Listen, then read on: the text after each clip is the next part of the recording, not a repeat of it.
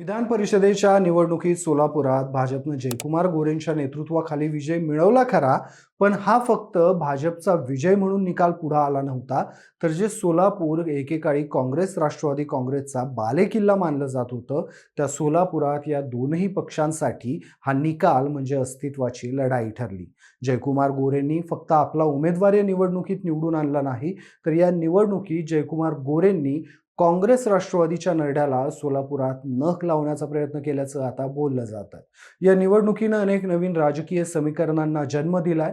जो सोलापूर एकेकाळी शरद पवारांच्या हक्काचा म्हणून ओळखला जात होता, त्याच सोलापुरात शरद पवारांचे तीन तीन आमदार जयकुमार गोरेंनी भाजपच्या गळाला लावले. शरद पवारांच्या तीन आमदारांनी देखील कुठलाही मुलाहिजा न ठेवता विधान परिषदेच्या निवडणुकीत भाजपच्या प्रदेशाध्यक्षांनी आयोजित केलेल्या बैठकीला जाहीरपणे उपस्थिती लावली. इतकंच नाही तर हे तीनही आमदार स्वतःच्या कृतीचं समर्थन देखील करत होते. त्यामुळंच कदाचित आता उद्धव ठाकरे गटातून ज्या पद्धतीनं खासदार फुटले, तशीच शक्यता सोलापुरात शरद पवार गटासोबत होऊ शकते का, अशा चर्चा आता रंगायला लागल्या.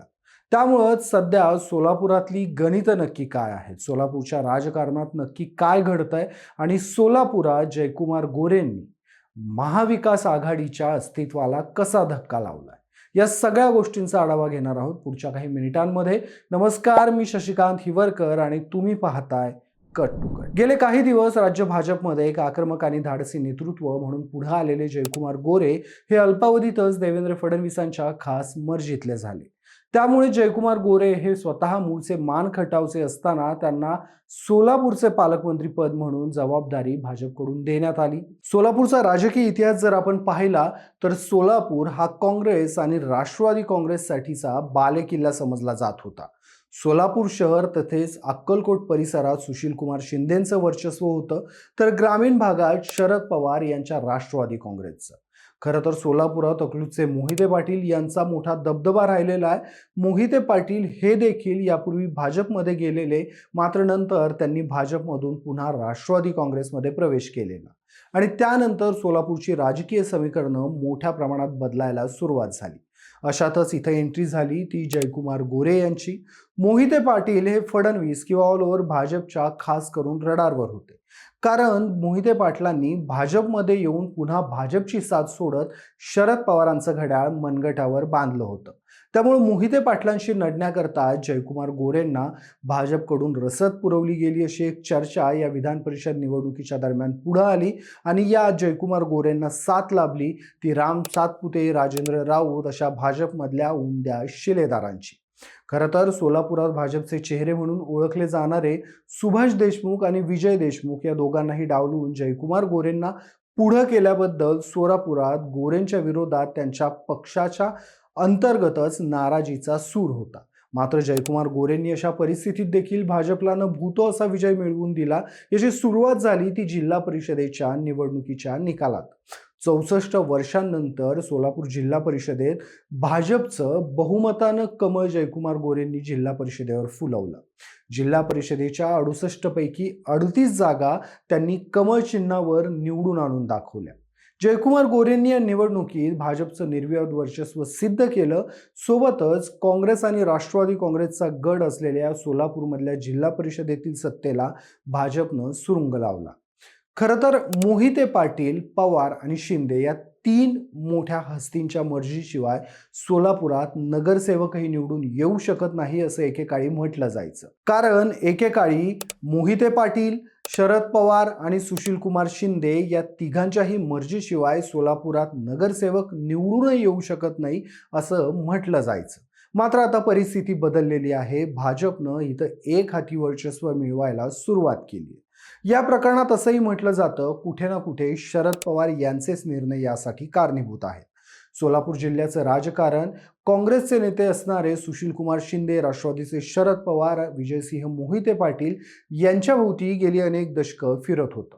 मात्र शरद पवार यांनी मोहिते पाटलांना डावलत जिल्ह्यातल्या तरुण पिढीला पुढे आणलं आणि इथे जिल्ह्यातल्या प्रस्थापितांपुढे म्हणजेच मोहिते पाटलांपुढे पहिल्यांदा मोठं आव्हान त्यांच्या पक्षाकडूनच उभं राहिलं. या उभ्या केलेल्या संपूर्ण फळीच आज भाजपच्या मदतीला येते असं म्हणता येईल. या प्रवासात प्रथम पूर्वाश्रमीचे असणारे राष्ट्रवादीचे प्रशांत परिचारक यांनी घड्याळ सोडून कमळ हाती घेतलं. त्यानंतर नाराज मोहिते पाटील यांनी भाजपचा रस्ता पकडला.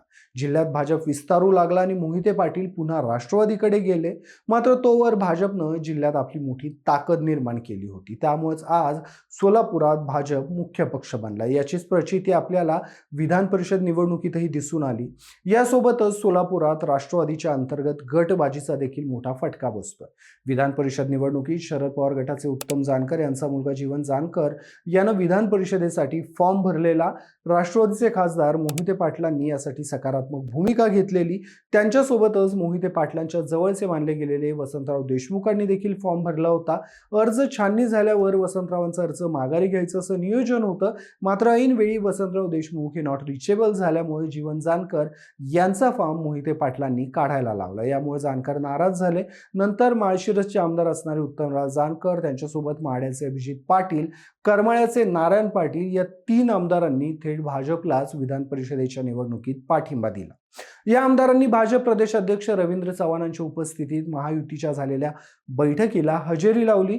शरद पवार गटाच्या या 3ही आमदारांची त्यांच्याच पक्षाच्या मोहिते पाटलांवर असणारी नाराजी इथं भाजपच्या पथ्यावर पडलेली आणि यातूनच प्रश्न उभा राहिला, या 3 आमदारांची नाराजी फक्त निवडणुकीपुरती मर्यादित असणार आहे की भविष्यात हे 3ही आमदार भाजपचा रस्ता धरणार आहेत.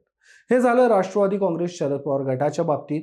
काँग्रेसच्या बाबतीत देखील इथं चित्र वेगळं नाहीये. जयकुमार गोरे आणि प्रणिती शिंदे यांच्यातील वाद राज्यभर गाजतायत. प्रणिती शिंदे यांनी गोरेंना अवमान केल्याबद्दल कायदेशीर नोटीस देखील पाठवली आहे.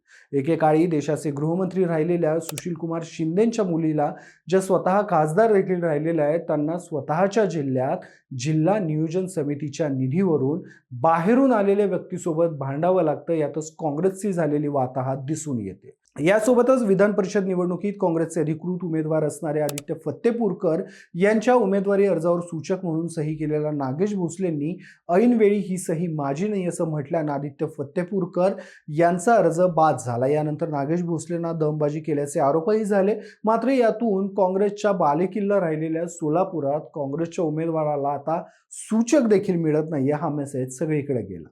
खरं तर जयकुमार गोरे यांना सोलापूरमधून भाजपमधूनच अंतर्गत प्रतिकूल वातावरण होतं असं म्हणता येईल. स्थानिक नेते असणारे सुभाष देशमुख, विजय देशमुख हे जयकुमार गोरेंच्या विरोधात होते. मात्र असं असतानाही गोरेंनी इथं जिल्हा परिषद, महानगरपालिका, पंचायत समिती निवडणुकीत भाजपला तर यश मिळवून दिलं. सोबतच विधान परिषदेच्या निवडणुकीत त्यांनी आपल्या मर्जीतल्या उमेदवाराला भाजपकडून तिकीट मिळवून दिलं आणि त्याला विजयी देखील केलं आणि यासाठी त्यांनी विरोधी गटातल्या आमदारांची जाहीर मदत घेतली. या सगळ्या गोष्टी सोलापुरात काँग्रेस आणि राष्ट्रवादी काँग्रेससाठी धोक्याच्या घंटा आहेत आणि यासोबतच अकलूजच्या मोहिते पाटील घरासाठी देखील हा इशारा आहे. त्यामुळे येणाऱ्या काळात सोलापुरात कुठल्या राजकीय घडामोडी घडतात याकडे सगळ्यांचं लक्ष आहे. सोबतच शरद पवार गटाचे 3 आमदार हे पुढच्या कालावधीत शरद पवार गटातच राहणार की शरद पवारांची साथ सोडणार याची उत्सुकता देखील सोलापुरात लागून राहिली आहे. तुर्तास इथेच थांबूयात, पण सोलापुरातल्या राजकीय घडामोडींबद्दल तुमची मतं काय आहेत मला कमेंट्समध्ये कळवायला विसरू नका. व्हिडिओ आवडला असेल तर व्हिडिओला लाईक करा, शेअर करा आणि अशाच राजकीय घडामोडी जाणून घेण्यासाठी कट टू कटला सबस्क्राईब करायला विसरू नका.